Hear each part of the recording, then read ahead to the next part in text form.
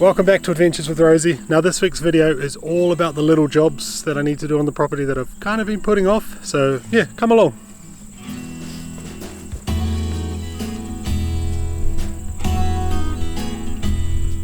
First little job we need to knock off the list today is to do a bit of fencing. When we got the sheep, so that we're down in our bottom paddock now, this is actually the bit of land we're subdividing. We're in the process, we have been for a year now of subdividing. This area you see behind me is a council gully, and when we got our sheep, I noticed a few of you said in the comments, I hope you've got good fences, and 95% of the fences on the property are pretty good. The one that separates our section and the council gully could do with a few more battens. So this council gully is kind of reserved, or the intention of it is that water would run from all the houses down in the area, would run through this valley. It's the lowest part of this sort of surrounding area. I think it's designed for that like 50-year, 100-year flood. We approached council and said, could we graze it? Save you guys maintaining it, you know, we're such nice people, we'll put our sheep in there and we'll graze it. And the council actually got back to us, and they are sending a lady out to inspect the gully to make sure that this area is satisfactory for grazing, which is kind of cool. I was surprised the council got back to us like within a day. She's going to come out like in a couple of days from now. So what I'm going to do is improve the fence, so when the lady comes out she's like, wow, you guys are maintaining the fence and we don't have to come and weed eat, your sheep can take care of it.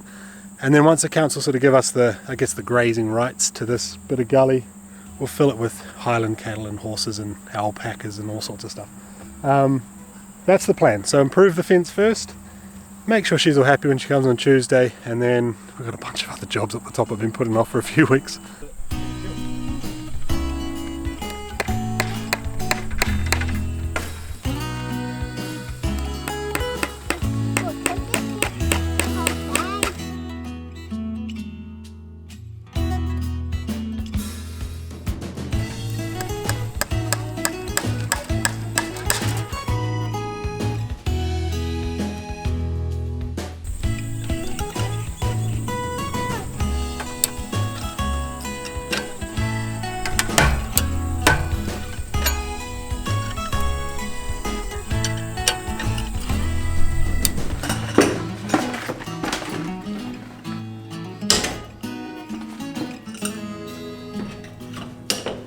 Alright, fencing done and dusted. Hopefully that's looking good for the council lady.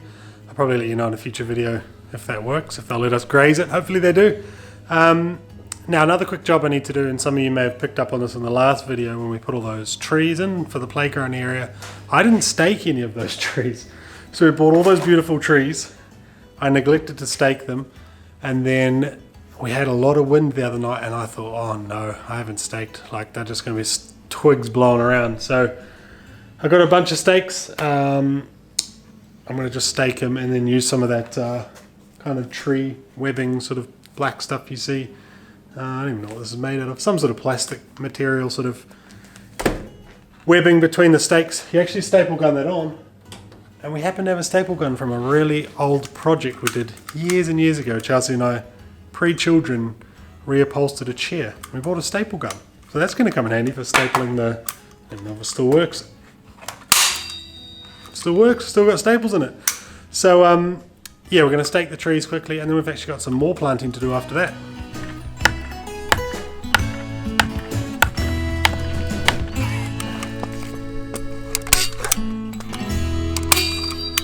Another job we need to tackle today is to have a bit of a garden reset here. So we're going to pull out what's left of our pickles.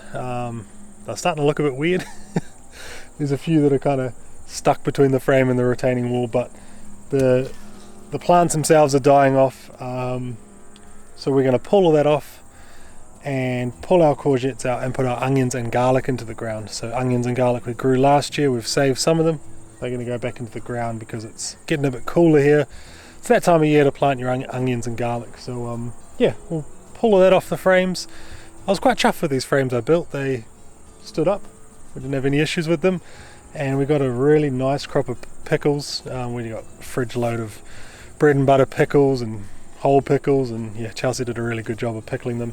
We also used the onions that we grew last year for the bread and butter pickles as well, so yeah, it's quite nice to have our own sort of preserves, I suppose, in the fridge, in the pantry. So we'll pull the courgettes out. You can see the pickles here kind of grew up towards our water tank. There's actually some really weird big long yellow ones in there. So yeah, pull all that out, have a bit of a weed eat and a bit of a reset of the garden.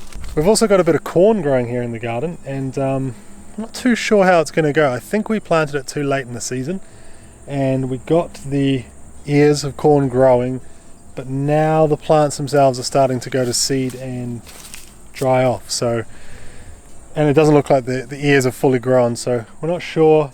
This is our first time trying sweet corn. Maybe a bit late. There are some big ears of corn over there, so we will just kind of leave them for another couple of weeks and see. But eventually we'll pull these out, both of these beds of corn, and put potatoes in there. So yeah, we'll grow onions, garlics and potatoes over the winter.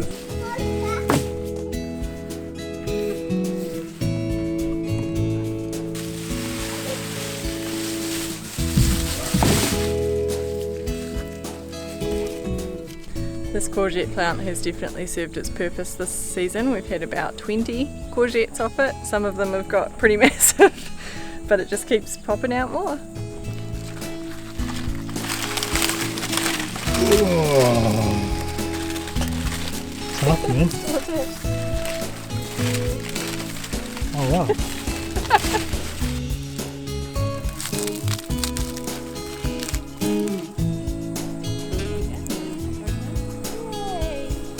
Còn như nó đẹp đẹp hơn chứ. Cái nó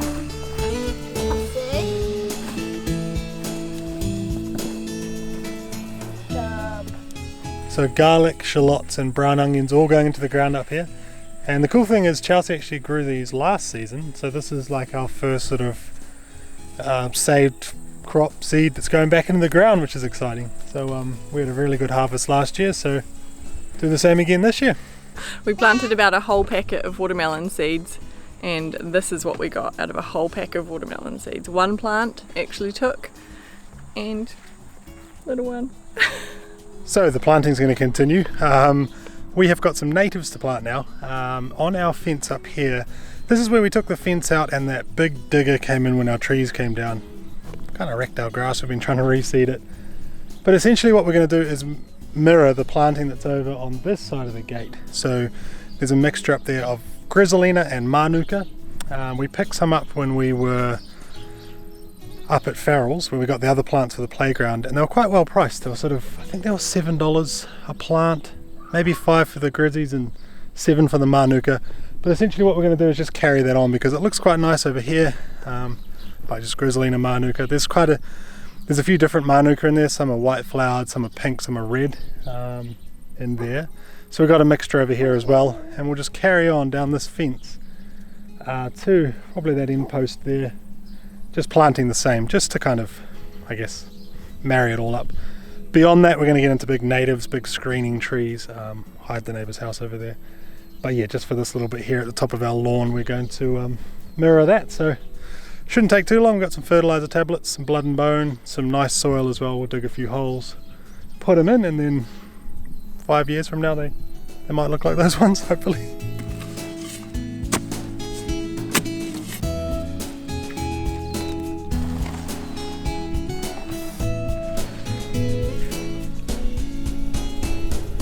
So we got all kinds of scientific on this and grabbed the tape measure and measured them out so they match the other side. I think if they're further apart or closer together, that'd annoy us from the house when we saw them. But yeah, some of these plants are a little bit root bound. Maybe that's why they were so cheap. They're actually on special when we bought them, so we'll put them in, we'll give them a big soak over the next couple of days, and then we'll come back and we'll eventually chip this whole strip here with the wood chip like we did for our other planting, just so we don't get weeds up through it. So that'd be a nice strip of chip there, and then lawn up to the chip. Should be low maintenance, hopefully.